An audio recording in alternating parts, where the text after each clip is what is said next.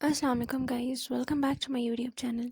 So yes guys, in the previous video we had discussed about topic 1.2 Maxwell's Demon experiment. हमने experiment actually start नहीं किया था, लेकिन मैंने आप लोगों को इसका overview दिया था कि इसके अंदर कुछ terms हैं जो आप लोगों को already पता होनी चाहिए, जिस तरह entropy की term थी मैंने आप लोगों को बताया था। और यहाँ पे मैंने diagram में लिखा था ना, demon ने कहा था कि he Maxwell I am breaking your second law, और उसने कहा था you can't do it। और मैंने आपको थर्मोडायनेमिक्स के बारे में बताया था, जो कि मैंने बताया था कि it's a science that deals with heat and energy. और उसके बाद मैंने आप लोगों को एंट्रोपी की टर्म बताई थी which shows disorderness of a system. और यस, तो कल पिछले लेक्चर में हम लोगों ने उस चीज़ को डिस्कस किया था। आज हम एक्चुअल में मैक्सवेल डीमन एक्सपेरिमेंट के बारे में स्टडी करेंगे कि आखिर ये एक्सपेरिमेंट क्या था। तो क्या था इसके अंदर कि इन 1867 एक स्कॉटिश साइंटिस्ट था जिसका नाम था James Clerk Maxwell. He came up with an idea about gases. He imagined two containers, let's call them as container A and container B, and at the same temperature. These containers had a small frictionless window between them where tiny molecules can easily pass through. अब इस experiment के अंदर क्या है कि Maxwell demon experiment का जो हमारे पास क्राइटेरिया है वो ये है कि सिस्टम जो है वो ये है कि दो कंटेनर्स हैं, सही है, और वो दो कंटेनर्स आपस में जॉइंट अप हुए हुए हैं, और उन दोनों कंटेनर्स के बीच में एक स्मॉल विंडो है जिसके थ्रू जो पार्टिकल्स हैं वो एक कंटेनर से दूसरे कंटेनर के थ्रू मूव कर सकते हैं, और उस विंडो के ऊपर एक डीमन है जो मूवमेंट को कंट्रोल करेगा। अब कैसे करेगा वो? Maxwell imagined a clever demon on this window. This demon could see the speed of gas molecules and open the window for fast one to move from container A to container B and slow ones to move from B to A. मतलब यहाँ पे दो container है ए और B है, जो demon है ना वो उन स्पीड ऑफ मॉलिक्यूल्स को डिटेक्ट कर सकता है। वो क्या कर सकता है कि वो जो विंडो है वो खोलेगा ताकि जो फास्ट मूविंग मॉलिक्यूल्स है वो एक कंटेनर ए से कंटेनर बी की तरफ मूव कर जाए, और जो स्लो मूविंग मॉलिक्यूल्स हैं वो कंटेनर बी से कंटेनर ए के अंदर मूव कर जाए। This That's why container B could end up with a faster moving molecules and container A with a slower moving molecules। अब देखिए मैंने एक कंटेनर को A कह दिया, एक कंटेनर को मैंने B कह दिया है। अब यहाँ पर उन्होंने लिखा है कि जो molecules fast moving to move from container A to container B। अब जो कंटेनर A के फास्ट मूविंग मॉलिक्यूल्स हैं वो कंटेनर B में चले जाएंगे, तो उस तरह कंटेनर B में फास्ट मूविंग मॉलिक्यूल्स होंगे, और जो कंटेनर A होगा उसके अंदर स्लो मूविंग मॉलिक्यूल्स होंगे। यहाँ पे मैं इसके साथ लिख देती हूँ स्लो, सही है। फॉर एग्जांपल अब स्लो के लिए मैं देख लेती हूँ कि फॉर एग्जांपल जो रेड जो मेरे पास ब्लू बॉल्स हैं वो मेरे पास स्लो मूविंग मॉलिक्यूल्स हैं, तो कंटेनर बी में जितने भी ब्लू मॉलिक्यूल्स हैं वो कंटेनर ए की तरफ मूव कर जाएंगे, कंटेनर ए में जितने रेड मॉलिक्यूल्स हैं वो कंटेनर बी के अंदर मूव कर जाएंगे।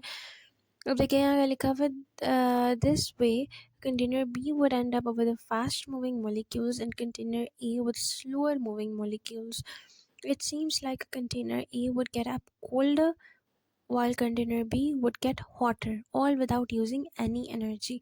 अब यहाँ पे क्या हो गया कि कंटेनर ए का टेम्परेचर थोड़ा कोल्ड हो गया और कंटेनर बी का टेम्परेचर थोड़ा हॉट हो गया। ऐसा क्यों गया? देखिए हम लोगों को ये बात पता है ना कि जब कोई चीज़ बहुत तेज़ मूव करती है तो उसका टेम्परेचर बहुत हाई हो जाता है, क्योंकि वहाँ पे उनके बीच काइनेटिक एनर्जी बहुत ज़्यादा हो जाती है ना। और कंटेनर ए में क्योंकि मॉलिक्यूल्स बहुत ही स्लो मूव कर रहे हैं, तो इट मीन्स उनकी काइनेटिक एनर्जी इतनी ज़्यादा नहीं है, इट मीन्स उनका टेम्परेचर इतना ज़्यादा नहीं है। इसी वजह से कंटेनर बी में मॉलिक्यूल्स बहुत तेज़ी से मूव कर रहे हैं, उनका काइनेटिक एनर्जी बहुत ज़्यादा है, जिसका मतलब है कि उनका टेम्परेचर ऑलरेडी बहुत ज़्यादा है। और इसलिए हमारे पास एक टेम्परेचर डिफरेंस क्रिएट हो गया। कंटेनर ए जो है उसके कंटेनर ए में जो मॉलिक्यूल्स हैं दे आर स्लो मूविंग, और उनका जो टेम्परेचर है वो कोल्ड, और जो कंटेनर बी है उसमें जो मॉलिक्यूल्स हैं दे आर फास्ट मूविंग और उनका टेम्परेचर बहुत हॉट है। अब आगे हमारे पास दिया हुआ है solution to Maxwell demon experiment.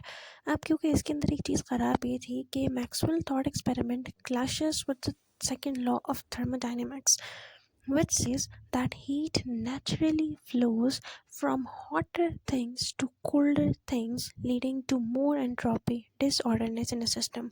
अब मैक्सवेल टीम एक्सपेरिमेंट के अंदर क्या था कि उसने बोला दो कंटेनर्स हैं, दोनों का टेम्परेचर डिफरेंट है ना, लेकिन ऐसा हो नहीं सकता क्योंकि टेम्परेचर डिफरेंस होगा तो heat will start flowing from hot bodies to cold body, और it's a law, it's a thermodynamic law which can't be proven wrong. But अब इसके अंदर ये चीज़ आ रही थी, तो यहाँ था Maxwell टीमन violets the law because, अभी देखें, मैं आप लोगों को दिखाती हूँ यहाँ पे, हाँ देखें, Maxwell demon violates this law because it suggests creating a temperature difference without using energy, but in reality any action, even the opening and closing of the window by the demon, would require energy and lead to an increase in the entropy or disorderness of a system. अब यहाँ पे क्या है कि जो Maxwell demon experiment है ना, it is violating the law of thermodynamics, क्योंकि heat naturally flows from hot body to cold body. अब यहाँ ये कह रहा था कि जो पूरा सिस्टम है ना, वहाँ पे एनर्जी कंटेक हुआ ही नहीं, हालांकि ऐसा नहीं हो सकता। जो डीमन विंडो को ओपन या क्लोज कर रहा है उसको कोई ना कोई एनर्जी ज़रूर रिक्वायर होगी कि वो उस एनर्जी के थ्रू उस विंडो को ओपन करेगा या क्लोज करेगा। और इवन अगर उस एनर्जी नहीं भी रिक्वायर्ड है तो विंडो के ओपन और क्लोज होने में भी फ्रिक्शन की एनर्जी ज़रूर प्रोड्यूस होती है। तो ऐसा हो ही नहीं सकता कि पूरे एक्सपेरिमेंट में एनर्जी का इंटेक हो ही ना। और अगर एनर्जी का इंटेक नहीं भी हो, लेकिन फिर भी एक लॉ है थर्मोडायनेमिक्स का कि हीट ने फ्लो करना ही करना है from hot body to cold body. इस चीज़ को तो कोई डिनाई कर ही नहीं सकता है। तो ये दो चीज़ें जो थी वो क्या कहते हैं, इस एक्सपेरिमेंट के अंदर थी कि अगर हम इन चीज़ों को सही करेंगे तो may be experiment it's not wrong. But अगर ये एक्सपेरिमेंट हम ये कह रहे हैं कि लॉ को ब्रेक कर सकता है, तो लॉ को तो कोई चीज़ ब्रेक नहीं कर सकती है।